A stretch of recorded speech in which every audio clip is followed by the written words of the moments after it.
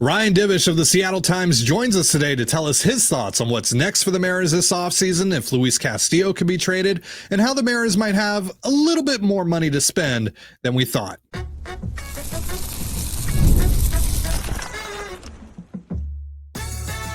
You are Locked On Mariners, your daily Seattle Mariners podcast, part of the Locked On Podcast Network, your team every day.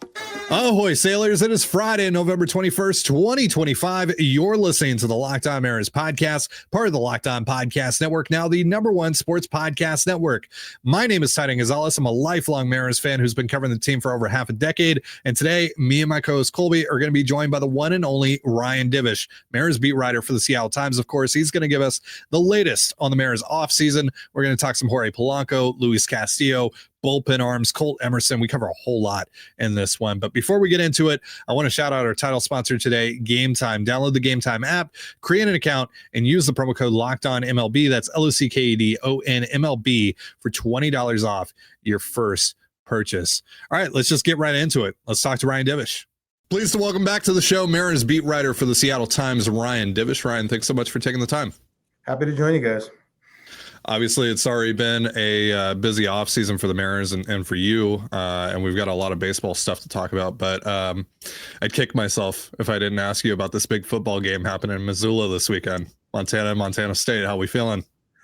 I'd feel better if ESPN Game Day was going to be there because I felt like they should have. I'm actually, and they were normally when the situation. Some of my buddies from the production staff at the athletics department stuff, they'll call and ask me to tweet out something or do a video. I think a few years ago I did a video trying to get Game Day to go there where I said me and my buddy would buy the staff drinks all night. And they were in negotiations. I just think it was logistically hard for them. And, I think Oregon threw up a bunch of money. You got Phil Knight doing that. So I was disappointed in that. Yeah. I'm not confident about the game. I always get on Twitter and say, hey, I'm not a Mariners fan. And I don't, I analyze it and stuff like that. But I am a Montana football fan. I watch it a lot. And I just get so irritated at our defense right now. So, like how you guys get mad about stuff. I do too. I don't go all on Twitter, but there's a lot of talking to myself and a lot of yelling at the TV and stuff. So I didn't even want to go to Missoula this weekend on the prospect that they might lose. And tickets were $250 and hotels were $500. So I'm just no, I'll watch in the comfort of my home. That way I can just enjoy yelling at the refs and at the defensive coordinator and the quarterback and everything else, just like any normal fan. It's my one time a year really where I get to have that kind of feeling. And I'll admit, I'm probably not as crazy as I used to be when I was younger because, I think the job kind of takes some of the fan out of you. I'm more sure, yeah. Sit and watch and analyze. But it is kind of my one outlet to be a fan. So I'm looking forward to it. Nice. What is your Game 7 of the ALCS moment as a Montana fan? I've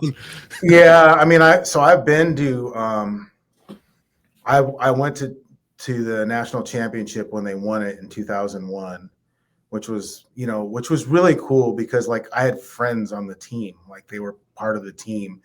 I was just kind of right out of college, but I had a lot of friends on the team and I went and I had a blast, and so I made a promise to my buddies that anytime Montana made it after that, I would go. So I went 3 more times and they lost every one of them, including to Villanova, where former Cub Matt Caesar just went PlayStation on us. And I was like, how can you not just tackle the one guy that's going to get the ball every single time? And then there was the game where a friend of mine named Mark Mariani, who was a receiver there, All-American receiver, played for the Bears and the Titans. He had 187 yards receiving in the first half and never got a catch in the second half. I mean, yes, no. yeah. So I have my moments, believe me. Yeah, I got you. Yeah. I mean, honestly though, and it's funny, I did the Houston series for the Houston ALDS was pretty intense. Mm-hmm. But I think in my mind, I always felt like Houston was the better team when I covered that. But with the Blue Jays, I felt like the Mariners had the better team overall the Blue Jays were a little hotter with the bottom of their order, but I felt like that was a series they should have won. I've never seen intensity like that, like experienced intensity like that covering a game. Even the Detroit series, game 5 of the Detroit series, like the intensity of those games and the playoff games, it was just different than it was than in 22. 22, I think it was kind of cathartic in the sense that they had finally made it. And, at least for a lot of fans, I think the happiness of being there and ending the drought. But like this year, when you saw kind of how they played and when they played well in the postseason, you're like, oh my God, they can get to the World Series. Yeah. And you looked at the way the rest of the team stacked up and then to kind of not play. And I was, we were having the debate about, Game 7 and Bizzardo and all that stuff. To my thinking is they should have never lost Game 1 of the ALDS. It should have never went to 5, and their pitching would have been lined up a lot better. And they had opportunities to win early in the ALCS where it should never have gotten to Game 7. That was kind of my thinking, anyways. Yeah, that's kind of how I look at it as well. Did you notice like kind of the shift in tone and Rogers Center specifically from games 1 and 2 to games 6 and 7? Like it just felt different because I went to games 1, 2, and 6. And so games 1 and 2 felt a little bit more relaxed, especially game 2. I don't know if you picked up on this. Game 2 kind of had like just a random day game vibe kind of. But game 6 and game 7 got especially like crazy. Like the atmosphere was way different. Well, the Blue Jays angst came out in 6 and 7. Like I think in 1, because the Mariners went 15, I think everybody in Toronto just expected them to win. They rolled through the Yankees in those last games. And they thought, okay, we'll boat race these guys, take a lead. And then the Mariners come out and kind of punch them in the mouth right away. And then they were so stunned by it, they didn't know how to react. And, because like you're looking at it, like all the matchups of it. Bryce Miller hadn't been great, hadn't pitched a ton. You're rolling him out there. The bullpen's taxed. They're rested. And then the Mariners go and win that game. And then game 2, I think like the Mariners kind of just came out, played well right away. And then they're like, oh my God, here we go. Because like when you were leaving game 2, we went out and had a couple of beers after game 2, and the fans were not happy. Like the Blue Jays fans, they were calling it right then and there. And I mean, honestly, like you go up 2-0 on the road, especially in an environment like Toronto, you're going back home for 3 straight. I'm thinking they win at least 1 there and they'll win it in 6. And it just didn't happen. Yeah. My wife and I, we left the stadium and we went out for beers just to kind of wait out the train crowd to go back home. And people were like trying to shake our hands and be like, congrats on going to the World Series and all that stuff. And then, But once, I think like with Toronto, and maybe it's because of what they experienced, when Toronto's offense gets going even a little bit, the fans just lose their mind. And I thought that's, Toronto hit in Seattle, gave them hope. They came back. And I mean, 6 and 7 were just different. I mean, it was different. The intensity, every pitch, it was a lot different. Yeah. So let's switch gears here. Let's talk a little bit about the off season. So obviously they've already signed Josh Naylor, and they've talked about wanting to bring back Polanco and Gino, or at least one of those guys. But also, Jerry and Justin, they love to circle back on players that they've targeted in the past. Is there a past target of theirs you think we should keep an eye on this winter? I don't know. There's been so many targets, it's crazy. It's like just like randomly when we were in Toronto and we were talking about Addison Barger and just kind of like his path and how he different, like how, being homeschooled but like the antithesis of Jared Kelenic and the way he kind of grew as a player. Hollander just drops. Yeah, we called on him. We were very interested in getting him when we didn't have a third baseman decided. And we were basically told no. He goes, we had longer conversations about Vlad Jr. than we did about Addison Barger. So, stuff like that, but like, I don't know. Like, I asked Adam about, me and Jude we always text. And I said, what do you think about Marte, Ketel Marte? And I was like, he said, and I kind of said, like, I don't know if they want to disrupt the clubhouse. That's a lot of money too. But Jerry's never been afraid to go out and get a guy he's traded before. But I don't know. I guess maybe there's been a lot of relievers that they've liked over time that they haven't been able to get. My guess is that's where they maybe circle back around. I don't know. It's so like by signing Naylor, they have a lot of opportunities, and they've kind of shored up the one huge piece that they needed to get done, and then they can kind of move from there. And it's given them options, a lot of different options. Like I was joking with Adam. I was like, hey, maybe they'll just go back to trying to get Nico Horner again. Like that was their level last year. More from our conversation with Ryan Divish in just a moment. But first, a reminder, this episode of the Locked On Mariners podcast is brought to you by Gametime and Doer. NFL season is back, and there's nothing better than being in the stadium surrounded by fans cheering on your team. But let's be honest, getting tickets can be a hassle. Between queues, login screens, and prices jumping at checkout, it's frustrating. That's why I use Gametime, the app that gives the advantage back to fans. Gametime is fast, easy, and backed by the Gametime guarantee. You'll always get 100% authentic tickets delivered on time and at the best price. Plus, all fees are included, so the price you see is the price you pay. I pulled up Gametime, and in just a couple taps, I saw amazing deals. I'm talking about your favorite NFL games as low as $100. It's faster, cheaper, and less stressful than any other way I bought tickets. Download the Gametime app, create an account, and use the promo code LOCKEDONMLB for $20 off your first purchase. Terms apply. Again, that's promo code LOCKEDONMLB for $20 off. Swipe, tap, ticket, go, download Gametime today. Sailors, I got to tell you, I love a good pair of jeans, but I'm also very particular about my jeans. I need the fit to be right. If they're blue jeans, especially, there's a very particular shade of light blue I'm looking for. And of course, I need them to be comfortable, right? I mean, that's the name of the game. And well, I just got my first pair of jeans from Doer, and they check off every single box. I got the Performance Denim Slims as well as a Pure Pima Vintage Pocket Tee, and they're both getting added to my regular rotation. Doer jeans have 5 times the stretch of traditional denim. They're antibacterial, meaning your jeans stay fresh longer so you can wear more and wash less. And they're made with CoolMax, which regulates your body temperature and wicks moisture. And Doer combines classic jeans wear with the kind of comfort and performance you get from athletic wear. So it's the best of both worlds. And Doer are pioneers of blending technical innovation with everyday clothing. They invented the original performance denim. So simply put, Doer makes the world's most comfortable pants without having to sacrifice style. Trust me, once you try these, they'll be your go-to. Get a pair for yourself or as an amazing holiday gift. Go now to shopdoer.com/LockedOnSeattle. You'll get 15% off your first order. That's shop, DUER.com/LockedOnSeattle for 15% off. Shopdoer.com/LockedOnSeattle. There's been a lot of talk about Luis Castillo, right?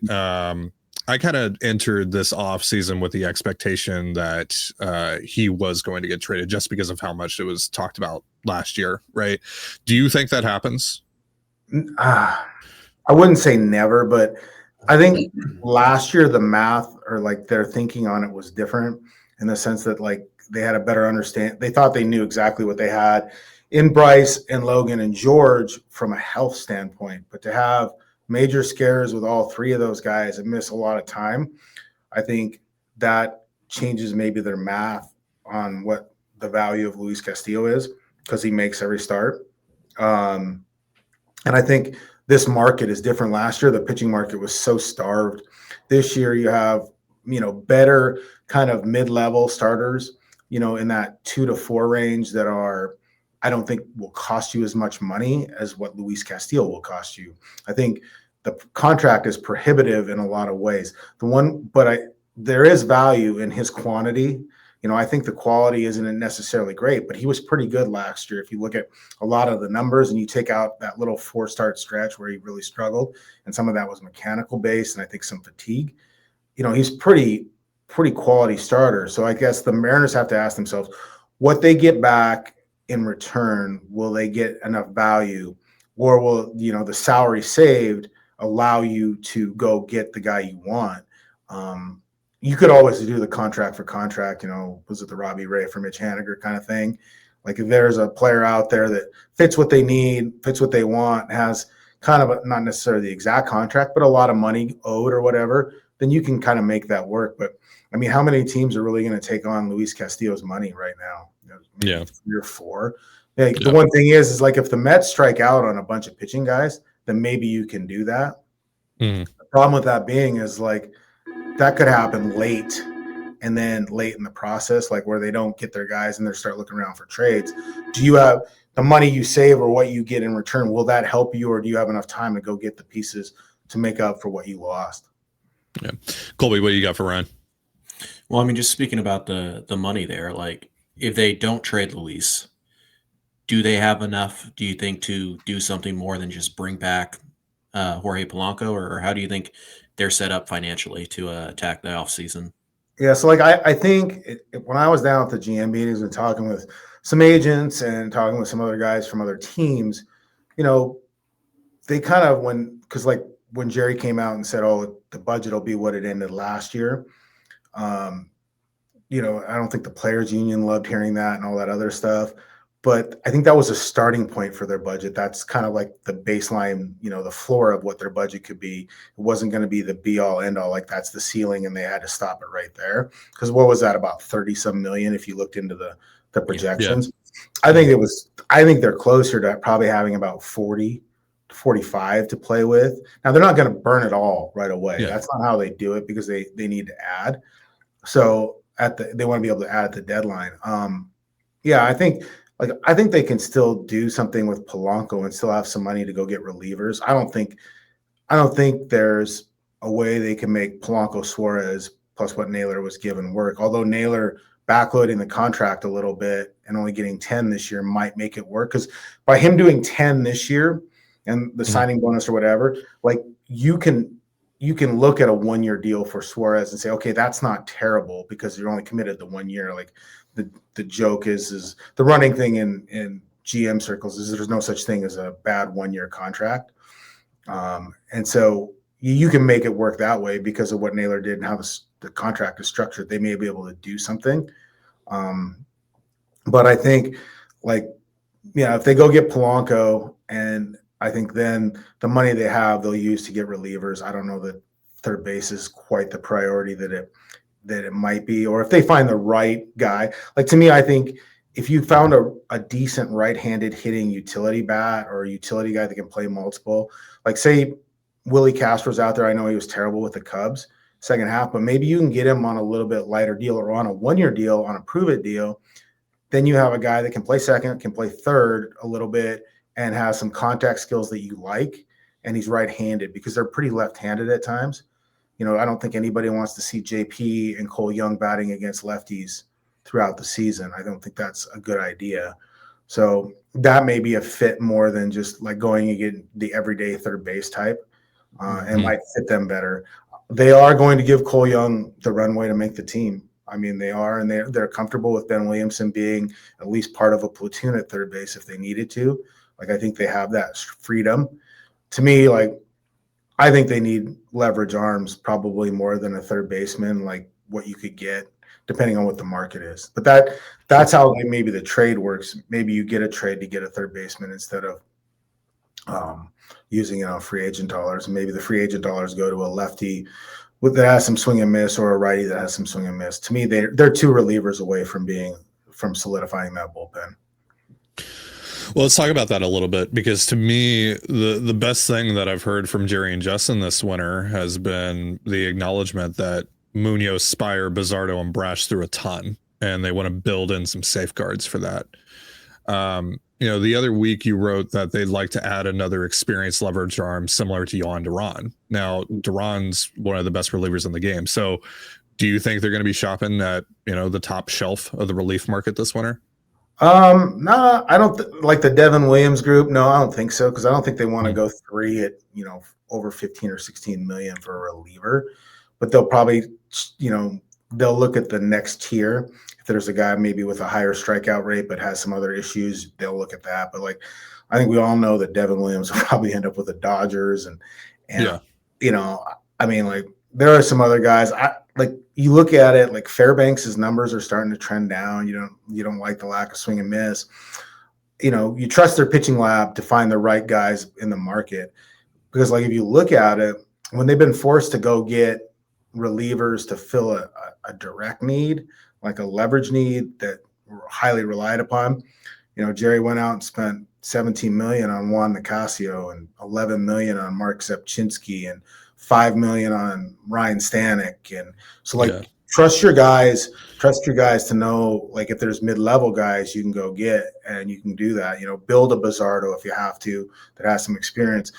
I think what we'll see, given how much these other guys threw, is they'll be a lot more careful and leverage, using these guys early in this next season. Spire, Munoz, Bizzardo, Brash threw a lot coming off the injury. What hurt them is guys like Coar and Troy Taylor just could not command. I mean, they love this stuff, and I don't think, I think that they both feel that or they like their pitching guys feel like Coar having another year can get better. Like Taylor, the shoulder issues he dealt with coming into spring really sidetracked him, and he couldn't get it back. And they feel like having a normal offseason for both those guys could put them on a better trajectory. But like other guys like Santos, I mean, I wouldn't be surprised if they non-tender Santos, even at 900,000, because he's such a zero in terms of commitment to trying to like be there. And I think there were a lot of frustrated people that didn't feel like, he was putting his best foot forward maybe to be back, and I mean, like, how the hell do you pitch that many innings and not get a strikeout? That's impossible in big league baseball. Yeah, that's crazy. Going back to Duran real quick. They said that Caleb Ferguson was their fallback after Duran, but that's a pretty steep jump we're talking about there. Do you think that's how that worked, that they just went from Duran to Ferguson, or do you think they had some irons and some other more serious fires? I think that was like the fallback that they knew they could get no matter what. I think they checked in on Duran, Jax. They checked almost every reliever, that's what they do. But like they were looking for kind of specific guys. The Duran thing too fit him because he had multiple years of control. And that's what they really, really liked. Given what, if you're going to invest prospect capital, you want to make sure your return is maximized a little bit. And the Jimmy Garcia thing a year ago didn't really work out in that regard. So I mean, they went after Duran pretty hard. We've never gotten an exact like what they said, exactly what they offered. We're all based on kind of what they've hinted. Harry Ford was in the package along with another pitcher and possibly like a couple low-level guys. The Phillies just went 2 top 100s. What's funny is the Taip guy, the catcher they threw in there, isn't really a catcher. They think he's going to end up being first baseman. And you threw in Abel, who's, he's been a top 100 guy for a while, but hadn't really proved it. But like, they just like those guys better. It was kind of strange. I mean, honestly, if you're looking to fill the catching spot, maybe you get a guy that's a little bit more ready, but I think they also think they might be able to bring Real Muto back too. So our conversation with Ryan Divish continues in just a moment, but first, a reminder, this episode of the Locked On Mariners podcast is brought to you by FanDuel. The NBA is back, and there's no better place to get in on the action than FanDuel, the official sports betting partner of the NBA. Even if you miss the start of the game or want to ride the hot hand, FanDuel has live bets on everything from who will score next to fourth quarter comebacks. Plus, you can even combine your live bets into a same-game parlay for a shot at a bigger payout. It keeps every game exciting, especially when your team is making that late push.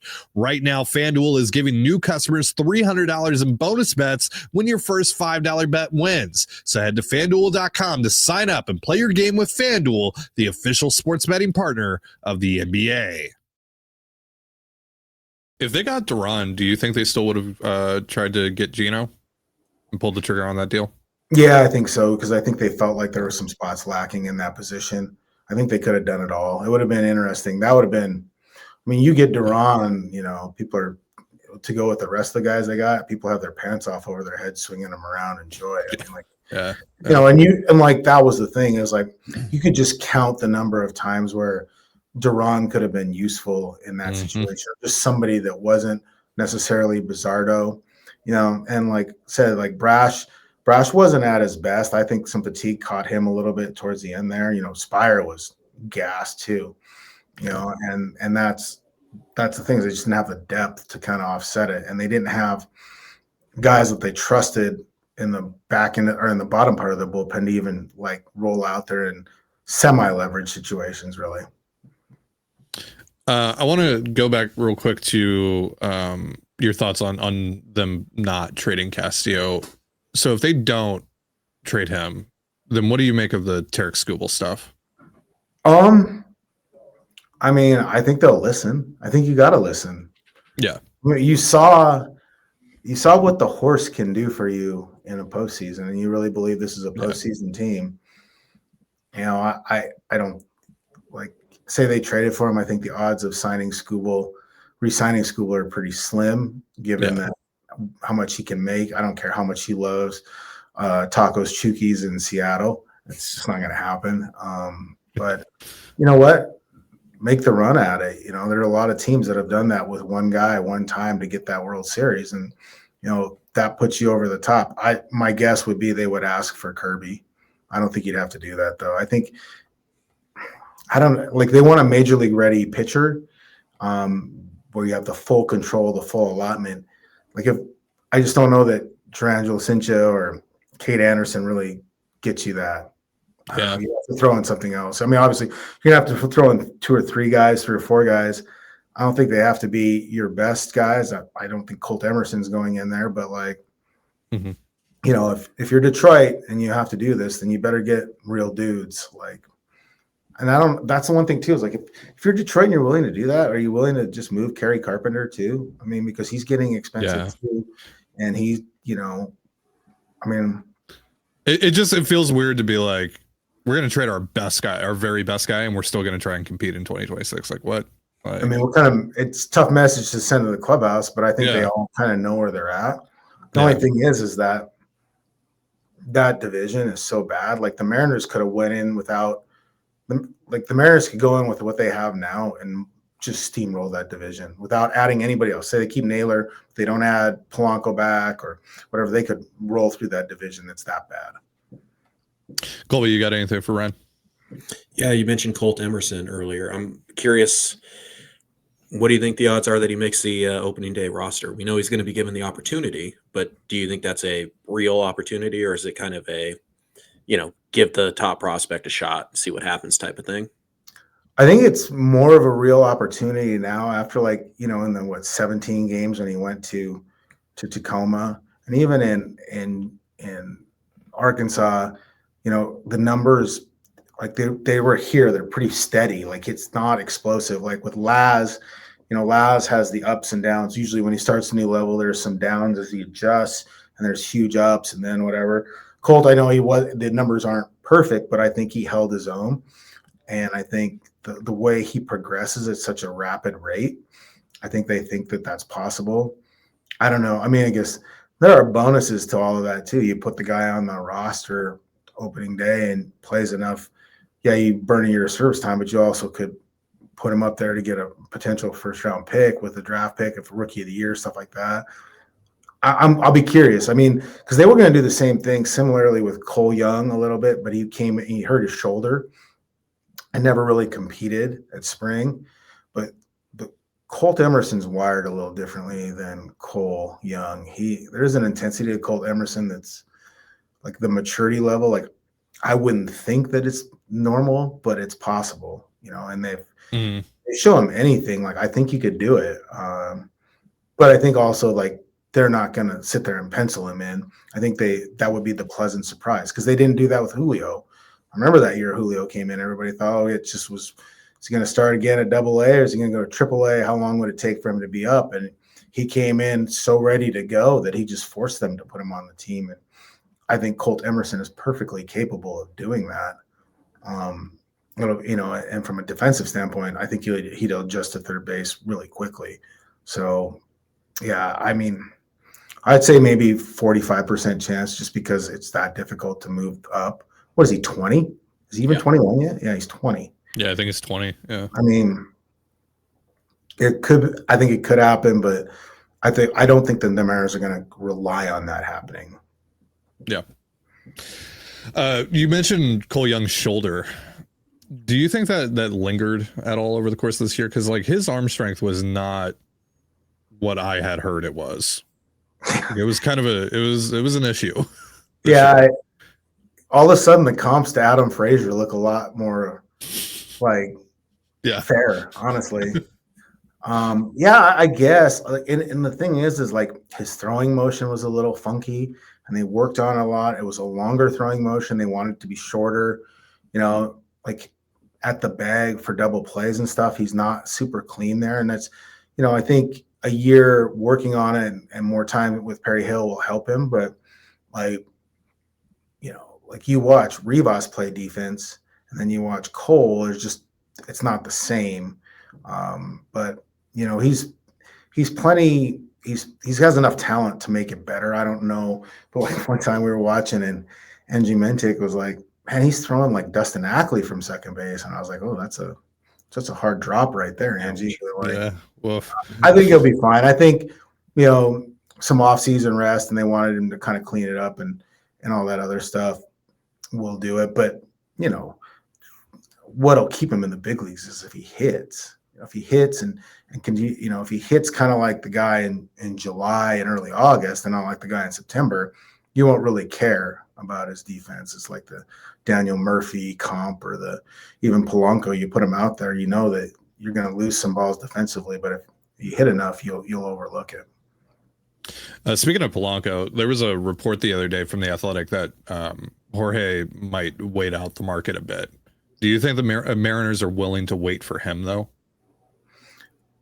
Yeah, I mean, I think they'll wait a little bit just because they got Naylor done. Like, had Naylor not been done and they're waiting out all these guys, it might have been more difficult. But, I think they might be more willing to wait on Polanco because, again, it's not like you're not committing a ton of years, and really you're not committing a ton of dollars to him. I mean, I'd be stunned if he got more than $12 million. I thought between 10 and 12 would be what he gets, but. Yeah, I don't think you're committing 4 and 5 years, so he can wait it out a little bit.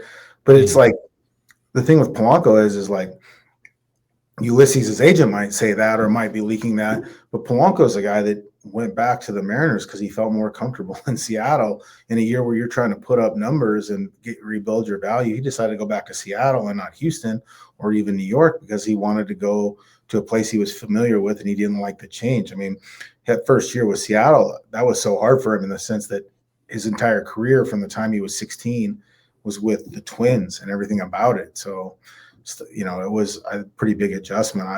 I'd be stunned, like, if the difference comes down to $1 million or something like that, where he would go somewhere else over $1 million a year, which is amazing to say because, like, I'd probably go somewhere else for $500 a year, but like he, that kind of difference for him, I just think he would prefer to be a place where he's comfortable. He's tight with Julio and Randy and that group and Castillo.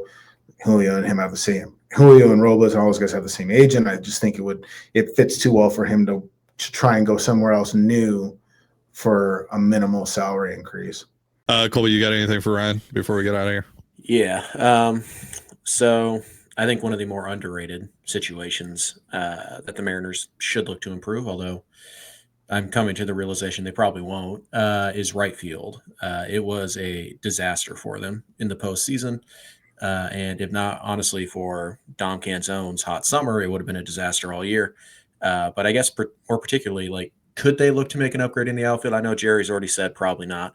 But more importantly than that, can Dominic Canzone and Luke Raley coexist on this roster together, especially if Polanco is going to be the primary DH? Yeah, it's an interesting scenario. Like, how are they going to make that work? I think they can do it. I think you may see Randy get some DH days at times, or you may see Randy just get some days off. I felt like he was not very good the last 2 months of the season, whether it was fatigue or what. I mean, Randy's streaky, but he was not great. I asked him specifically because there are some outfielders out there that would serve as upgrades, but they seem relatively content in the sense that, like, they don't think Robles had a real season. I mean, even getting back to play when he did was a surprise. And then, like, with Raley, he had all kinds of injuries last year, just never got going, and then took it pretty hard on himself when he couldn't produce when the team was winning. But it's not, there isn't really a role for him, and without being able to play right field. Could they get him more time in left field? Could you see some DH days for guys? It's possible. Or, one of those guys could get moved. I mean, I think they're invested in Dom just because they've invested so much time in him, and like they saw what it could be. It's crazy. He finished with a 300 batting average. I was looking at it. Yeah. He was actually hitting lefties too. That was kind of the craziest thing. So I think part of it is, like if they don't get Polanco, or if they do get Polanco, they don't love playing Dom in right field. I think you guys probably don't like watching him play right field. Not at all. I think, and there's some talk, well, he doesn't hit as well when he DHs. He goes, well, you better figure it out because that's your role. I mean, that's going to be your role moving forward. So in that regard, I mean, there's a way to make that roster work, and then baseball sort of figures it out. There's guys get dinged up, guys, whatever, you find ways to play. I mean, it's not like any of us were expecting Dom Canzone to be the contributor he was going into last season. Most people didn't think he'd make the team coming out of spring. So I think, there's ways to make it work, and it's Jerry. You never know. He could trade somebody tomorrow. I mean, that's the way I look at it. Like all the roster kind of like congestion at times and everything else. I think it gets figured out by baseball, or it gets figured out by Jerry, because he still is going to make moves. He's still going to manipulate the roster as much as he can on the back edges of it, and add guys and subtract guys and things like that. Lastly, before we let you go, between you going on sabbatical and coaching and then coming back, and then the Mariners going on this crazy run that they went on, have you had a crazier year in your time covering the team, just like in your professional career? No, honestly. And that includes a season covering Milton Bradley, a season covering Sean Figgins and Casey Kochman, season where D. Gordon and Gene Segura got into a fight in the clubhouse. No, this was the Kendall Graveman trade. Yeah. Oh yeah. Kendall Graveman trade where Tom Murphy was throwing like catcher's equipment against the wall in a fit of rage. Terrifying. I think for me, it was the best summer I ever had in terms of baseball. I got to go back and coach my stepson, and it was a big year for him, and it helped him earn a scholarship and everything else for after this coming season. He's that's a junior. Awesome. Yeah, and coaching my old team, and being in my hometown, seeing my parents on a daily basis and stuff like that was great. Didn't love how it ended, but it was great. And then coming back, we all saw the clip. Yeah. And there's some other clips of me freaking out about it, but and then coming back and not being a jinx like everybody predicted was nice. And no, it was really cool. Well, when did they go on that really bad run? It was like kind of shortly thereafter you got back, right? So I came back on August, like my first day back was August 3rd, but I was back for that weekend series. I think it was against the Rangers where they swept them and took 2-3. Yeah. So then they were on the hot streak.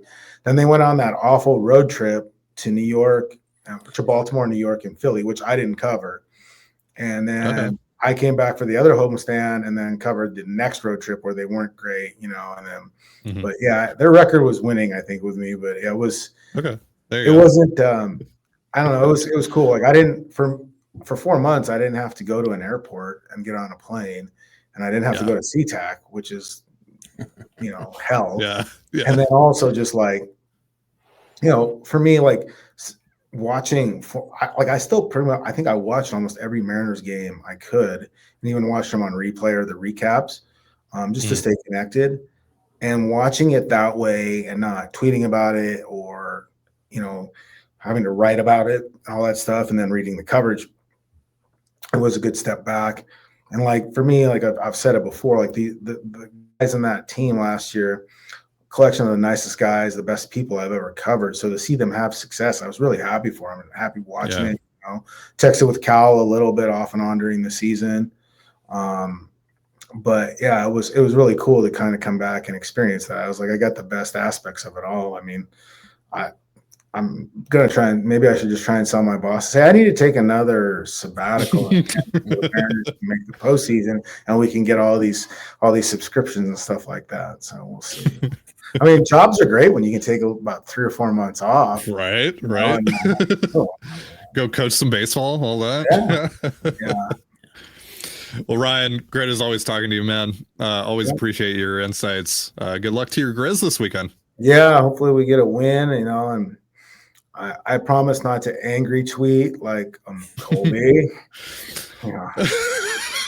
Yeah, Colby. I take credit for that. No, because when I do, I was more of an angry tweeter back in the day, but like, I don't know. I don't do it anymore. I realized I was screaming at college kids. It was like when Jude had to tell Blake Snell one time to stop tweeting to high school recruits about going to UW football. Well, he's like, I think Adam's like, look, I had to have the same conversation with Softy. This is a little different here. We're gonna try and work on it this season, right, Colby? Right? No. These guys make tens of millions of dollars a year. I think they know not to test the arm of Addison Barger. They sit in those meetings. Okay, pay attention. That's all I'm saying. That was a bazooka. That was like when you saw that, I was like, I remember just saying, "Oh no!" And then he fired the seed. I mean, like, I was kind of cool because I wanted to see it. It was like, it was like nobody, the guys with the big arms, nobody tests them anymore. So it was like Buhner. And I remember seeing Buhner when I was younger, like watching him warm up. I just want to see somebody run him. Well, nobody would do it. So then you don't get to see it. So then when you get to see the absurdity, it's pretty cool. Yeah. Do you remember when Rowdy tried to test him in Toronto in like May? I honestly think on the right turf and the right balance, Barger could throw a guy out at first base. Mm-hmm. Yeah. Absolutely. Yeah. Especially if it's Kirky. Yeah. Ryan, thanks again, man. Appreciate it. Problem. Thanks, guys. All right, that is going to do it for our show. Thank you again to Ryan Divish for joining us today, and thank you so much for joining us here on the Locked On Mariners podcast, part of the Locked On Podcast Network, your team every day. For Colby, Patnode, I'm Titan Gonzalez. Be sure to give us a follow on Twitter at @LO_Mariners. You can follow me at Titan Gonzalez and Colby at CPAT11. That's CPAT11. We're also on Blue Sky. You can follow me at TDG, Colby at MLB Colby, and the show at Locked On Mariners. You can also find us on Instagram at Locked On Mariners. Have yourself a beautiful baseball day, and we'll see you next time. Peace.